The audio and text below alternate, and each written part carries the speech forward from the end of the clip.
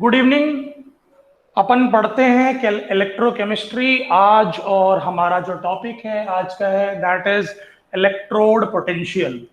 ठीक है, तो अब मैं एग्जैक्टली बताता हूं इलेक्ट्रोड पोटेंशियल क्या होता है। ठीक है, इलेक्ट्रोड पोटेंशियल, देखो हमने इलेक्ट्रोड्स के बारे में पढ़ा है। ठीक है, क्या होते हैं इलेक्ट्रोड्स? इलेक्ट्रोड्स वो रॉड होते हैं या वो क्या बोल सकते हो आप कि पॉजिटिवली चार्ज कैथोड या एनोड की हम जो बात करते हैं, those are called as electrodes. ठीक है, लेकिन इलेक्ट्रोड पोटेंशियल क्या है?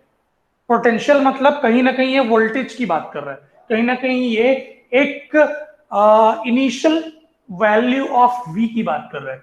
तो initial value of V electrode potential ये बोलता है कि इसका जो एग्जैक्ट डेफिनेशन है that is the potential difference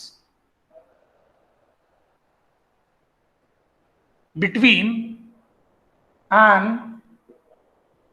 electrode and its electrolyte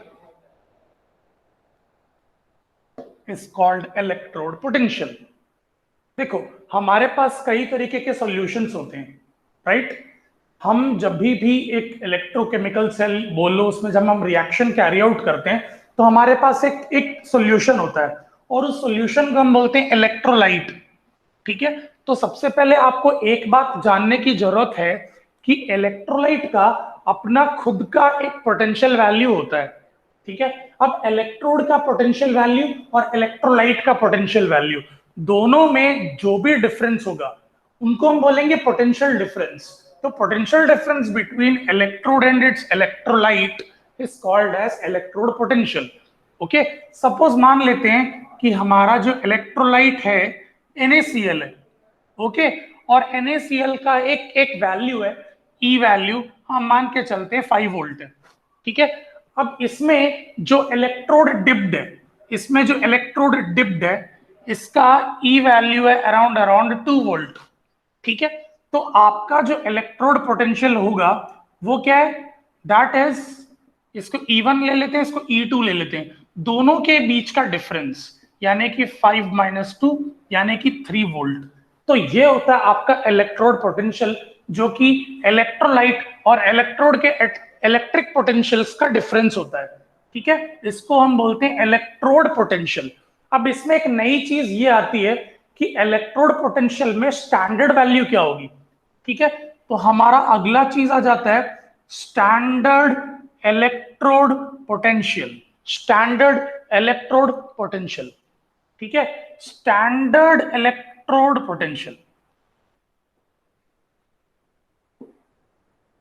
अब यही इलेक्ट्रोड पोटेंशियल की वैल्यू जब मैं निकालता हूं तो मैं कुछ चीजों को एकदम कांस्टेंट मान लेता हूं।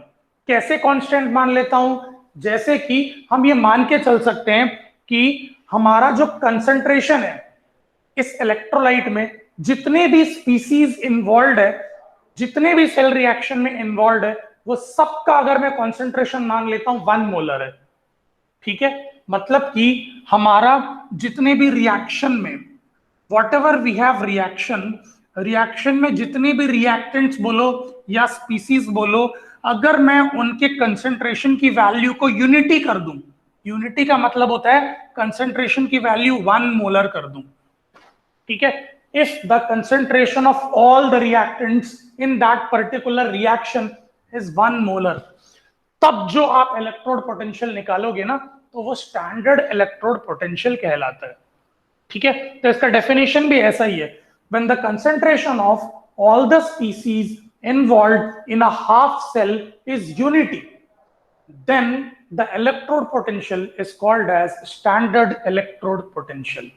ओके, तो आपको ये बात समझनी है कि इस पर्टिकुलर समय पे जो इलेक्ट्रोड पोटेंशियल होता है उसको हम स्टैंडर्ड इलेक्ट्रोड पोटेंशियल बोलते हैं। ठीक है, देखो दोनों में एक फर्क है। इलेक्ट्रोड पोटेंशियल को आप E से डिनोट करते हो, whereas स्टैंडर्ड इलेक्ट्रोड पोटेंशियल को E0 से डिनोट करते हो, E0। ठीक है, E0 से डिनोट करोगे, राइट? ऐसा E0, सॉरी ऊपर रहेगा। Okay, this is E0, right? तो ये आपका इलेक्ट्रोड पोटेंशियल है और ये आपका स्टैंडर्ड इलेक्ट्रोड पोटेंशियल है। ठीक है, तो एक बार और potential difference between electrode and electrolyte is electrode potential. If the concentration of all the reactants is 1, okay, then the electrode potential calculated is called as standard electrode potential, right? है ये solution है, इसको अपन बोलेंगे electrolyte, ठीक है। और ये हो जाता है हमारा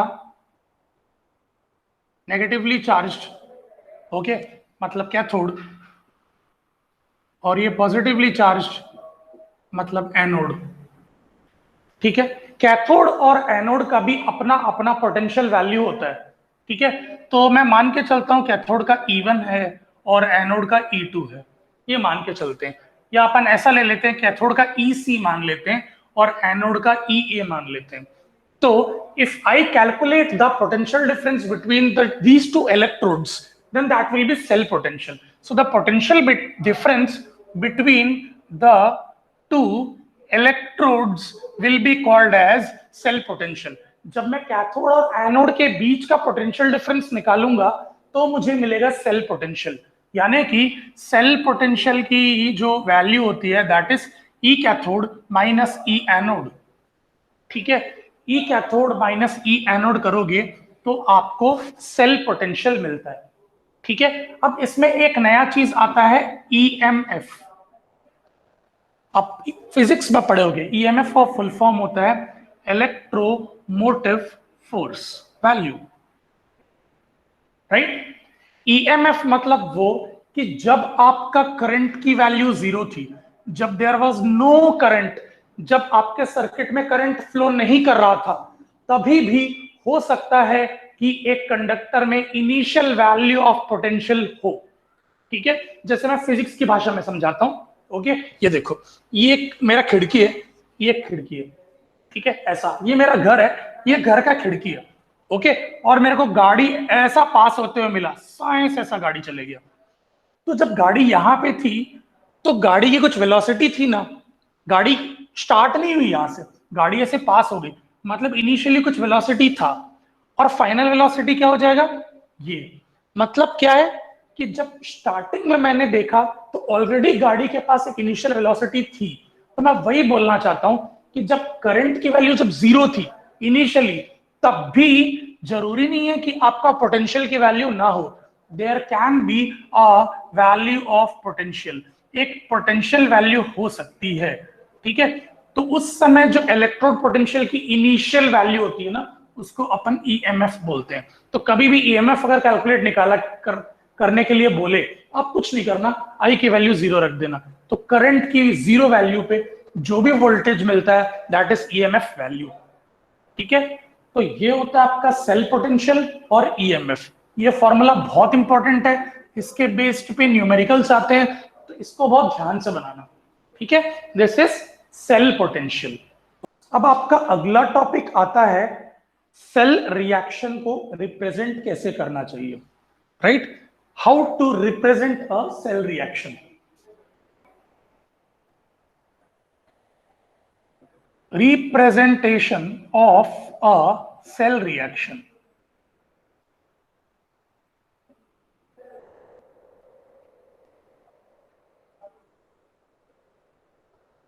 राइट, कि एक सेल के रिएक्शन को आप कैसे रिप्रेजेंट करोगे, ठीक है। आपको एक चीज समझने की जरूरत है कि सेल में दो चीजें होती है, एक होता है कैथोड और एक होता है एनोड, ठीक है। अब देखिए, जनरली आपका जो रिएक्शन है उसमें ऐसा, ये एक पार्ट होता है रिएक्शन का और ये एक पार्ट होता है रिएक्शन का, ओके। इसको हम क्या बोलते हैं, ये आपका लेफ्ट वाला हिस्सा है, this is your left part and this is your right part, okay. और ये सेल रिएक्शन को जब हम रिप्रेजेंट करते हैं तो हम एक चीज ध्यान देते हैं, हम एरो नहीं लगाते, हम यहाँ पे डबल लाइन ऐसा खींचते हैं, राइट, डबल लाइन। तो ये तरीका होता है रिप्रेजेंट करने का, बेसिक ये बेसिक है कि आपको लेफ्ट में कुछ लिखना होता है, उसके बाद जो एरो की जगह आपको 2 लाइंस होते हैं, उसके बाद राइट में कुछ लिखना होता है, ठीक है। अब आता है कि लेफ्ट और राइट में आप लिखोगे क्या। तो आप याद रखो, सबसे पहले मैं अगर राइट की बात करता हूं तो राइट में आपको कैथोड में जो रिएक्शन हो रहा है वो नोट करना है। जो भी कैथोड में रिएक्शन होता है तो आपको राइट साइड में नोट करना है, और जो भी आपका लेफ्ट साइड में जो है वो एनोड में जो रिएक्शन है वो नोट करना है। अब अगर लास्ट क्लास अगर आपको याद होगा तो कैथोड में आपका होता है electron gain, gain of electrons. Electron gain होता है कैथोड में, मतलब इस प्रोसेस को हम क्या बोलेंगे, रिडक्शन। यहाँ पे इलेक्ट्रॉन का गेन होता है, ठीक है। तो अगर मान लो मेरे पास कोई रिएक्शन है, राइट, मेरे पास सपोज एक एग्जांपल लेता हूं, मेरे पास एक रिएक्शन है Cu plus 2Ag plus that gives me Cu2 plus plus Ag 2Ag like this. ये अगर मुझे एक रिएक्शन मिलता है तो आपको एक चीज सबसे पहले ये देखना होगा कि कॉपर पहले न्यूट्रल था, उसके बाद कॉपर पॉजिटिवली चार्ज हो गया। न्यूट्रल से अगर पॉजिटिवली चार्ज होना है मतलब इलेक्ट्रॉन को लूज करना होगा, इलेक्ट्रॉन को लूज करेगा तो ही पॉजिटिव होगा। तो कॉपर ने क्या किया, इलेक्ट्रॉन को लूज किया, राइट। तो इलेक्ट्रॉन अगर लूज किया मतलब क्या हुआ, ये एनोड वाला है, क्योंकि गेन ऑफ इलेक्ट्रॉन्स कैथोड में होता है, लॉस ऑफ इलेक्ट्रॉन्स एनोड में होता है, ठीक है।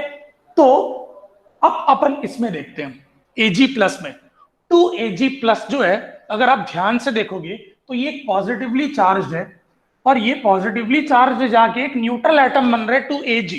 पॉजिटिवली चार्ज को न्यूट्रल बनना है मतलब इलेक्ट्रॉन गेन करना पड़ेगा, तो इलेक्ट्रॉन गेन करेगा, राइट। तो अगर इस रिएक्शन की मैं बात करूं तो ये दो रिएक्शन में कन्वर्ट हो रहा है। क्या क्या दो रिएक्शन में कन्वर्ट हो रहा है, एक तो अगर मैं गेन की बात करूं तो जो गेन हो रहा है वो क्या हो रहा है, 2Ag प्लस है, इलेक्ट्रॉन गेन कर रहा है और 2Ag बना रहा है, राइट। अब आप एक चीज ध्यान से देखिए कि जो गेन कर रहा है वो आपका राइट साइड में होना चाहिए, तो 2Ag प्लस इसका रिएक्टेंट है और 2Ag क्या है, इसका प्रोडक्ट है। तो आप क्या लिखोगे, सबसे पहले इसका रिएक्टेंट को लिखोगे 2Ag प्लस, उसके बाद एक सिंगल लाइन, उसके बाद 2Ag। तो ये आपका राइट साइड हो गया, ठीक है। अब अगर मैं लेफ्ट साइड की बात करता हूं तो लेफ्ट साइड में मेरे पास क्या है, लेफ्ट साइड में मेरा Cu जो है वो Cu2 प्लस में बदल रहा है, ठीक है, ग्रेट, दो इलेक्ट्रॉन को लूज करके।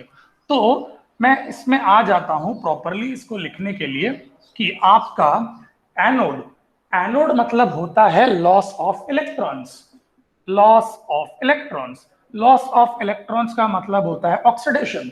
तो हमने जो रिएक्शन लिखा था उसमें Cu आपका Cu2 प्लस बन रहा है दो इलेक्ट्रॉन्स को लूज करके, तो इलेक्ट्रॉन लूज कर रहा है, तो इसमें रिएक्टेंट क्या है, Cu, और प्रोडक्ट क्या है, Cu2 प्लस। तो यहां पे मैं Cu लिखूंगा, एक सिंगल लाइन Cu2 प्लस, और ये पूरा का पूरा आपका एक सेल रिएक्शन कहलाता है या रिप्रेजेंटेशन ऑफ सेल रिएक्शन, ठीक है। आपका एग्जैक्ट रिएक्शन क्या था वो मैं आपको फिर से लिख देता हूं, यहां पे आपका रिएक्शन था Cu plus 2Ag plus will give you Cu2 plus plus 2Ag। इस तरीके के रिएक्शन में मैंने सबसे पहले क्या किया, ये देखा कि कॉपर जो है वो कॉपर 2 प्लस में लूज हो रहा है, तो इसको एनोड पोर्शन में लिख दिया यहां पे, ठीक है। ये कॉपर है, कॉपर 2 प्लस में हो रहा है, और आपको पता है एनोड होता है लेफ्ट पोर्शन, ठीक है। उसके बाद मैंने देखा 2Ag प्लस आपका 2Ag में कन्वर्ट हो रहा है, मतलब क्या हो रहा है, इलेक्ट्रॉन गेन हो रहा है, इलेक्ट्रॉन गेन हो रहा है मतलब राइट साइड में आएगा, कैथोड में आएगा, इसको मैंने लिख दिया 2Ag प्लस 2Ag। एक रिएक्शन में लेफ्ट पार्ट, बीच में दो लाइन, उसके बाद राइट पार्ट, ऐसा रिप्रेजेंटेशन होता है। लेफ्ट पार्ट में हम लिखते हैं एनोड को, तो एनोड में पहले क्या है, Cu, उसके बाद Cu2 प्लस, तो Cu single line Cu2 plus, और राइट पार्ट में 2Ag plus reactant 2Ag product.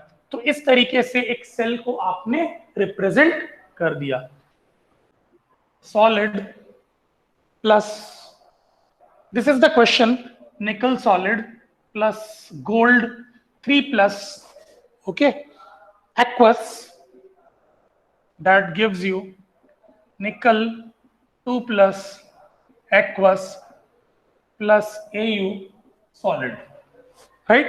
This is a reaction which is given to you and you need to find out the cell reaction as well as representation. आपको cell reaction भी पता करना है और representation भी पता करना है।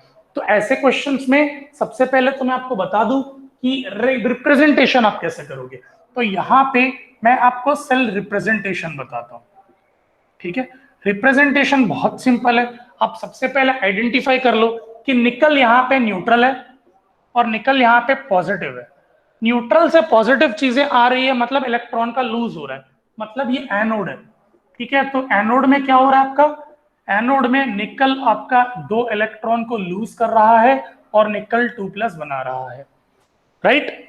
ये आपका एनोड रिएक्शन है which is to be written in the left, ठीक है। और नेक्स्ट है आपका cathode reaction which is to be written in the right portion, right. और रिमेनिंग आपका ऑब्वियस सी बात है कैथोड होगा।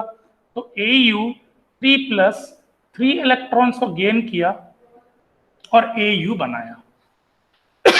दैट्स ग्रेट, ठीक है। तो अब आते हैं कि इसको रिप्रेजेंट कैसे करेंगे। तो राइट, ये आपका सेपरेशन हो गया। लेफ्ट साइड में एनोड होता है तो Ni2+ और ये सेपरेशन। उसके बाद Au3+ और Au। See like this you can represent your cell reaction. It was easy था ना, बहुत सिंपल था। कैथोड और एनोड का रिएक्शंस निकाल लो और लेफ्ट साइड में आपको एनोड लिखना है और राइट साइड में आपको कैथोड लिखना है, एकदम सिंपल। रिएक्टेंट पहले, प्रोडक्ट बाद में। तो ये इस तरीके से आप सेल रिप्रेजेंटेशन कर सकते हैं। तो रिप्रेजेंटेशन हो गया finish. But what about the cell reaction, ठीक है। जब आप सेल रिएक्शन लिखते हो तो आपको एक बात याद रखना चाहिए कि your reaction needs to be balanced. आपका रिएक्शन बैलेंस्ड होना जरूरी है। मतलब इलेक्ट्रॉन्स वगैरह अगर मैं सब काउंट करूं तो सब बैलेंस होना चाहिए, राइट। तो अगर मैं सबसे पहले एनोड की बात करूं, राइट, तो एनोड का क्या रिएक्शन है, निकल -2 इलेक्ट्रॉन्स और ये हो रहा है निकल 2+, ठीक है। 2 इलेक्ट्रॉन लूज कर रहा है, निकल 2+ हो गया। और कैथोड में क्या रिएक्शन हो रहा है एग्जैक्टली देखा जाए तो कैथोड का रिएक्शन हो रहा है Au3+, 3 इलेक्ट्रॉन गेन कर रहा है और आ रहा है Au। यहां पे 2 इलेक्ट्रॉन है, यहां पे 3 इलेक्ट्रॉन है। इलेक्ट्रॉन जब तक सेम नहीं होंगे तब तक चीजें कैंसिल नहीं होंगी। तो मुझे क्लास 10th याद करो, एलिमिनेशन मेथड लीनियर इक्वेशन को सॉल्व करने का मुझे मल्टीप्लाई करना पड़ेगा सामने कोएफिशिएंट। तो फर्स्ट इक्वेशन को मैं 3 से मल्टीप्लाई करता हूं, सेकंड इक्वेशन को 2 से मल्टीप्लाई करता हूं। तो ये 2 3s are 6 electrons, 3 2s are 6 electrons. Number of electrons बराबर सेम हो जाएगा, राइट। तो पहला इक्वेशन क्या हो जाएगा, 3 निकल -6 इलेक्ट्रॉन्स गिव्स 3 निकल 2+। और दूसरा है 2 Au3+ plus 6 electrons gives 2 Au। क्या करो, दोनों को ऐड कर दो। जब दोनों को ऐड करोगे ना तो 6 इलेक्ट्रॉन माइनस प्लस कैंसिल हो जाएगा और आपके पास बचेगा क्या, 3Ni plus 2Au3+, that gives 3Ni2+ plus 2Au। तो ये है आपका सेल रिएक्शन जहां पे आपने नंबर ऑफ इलेक्ट्रॉन्स को कैंसिल कर दिया और आपके पास या एटम्स बचेंगे या आयंस बचेंगे। ये आपका अनबैलेंस रिएक्शन है जिसको मैंने बैलेंस किया और ये आपका सेल रिप्रेजेंटेशन है, राइट। ये आपको क्लियर है सभी को।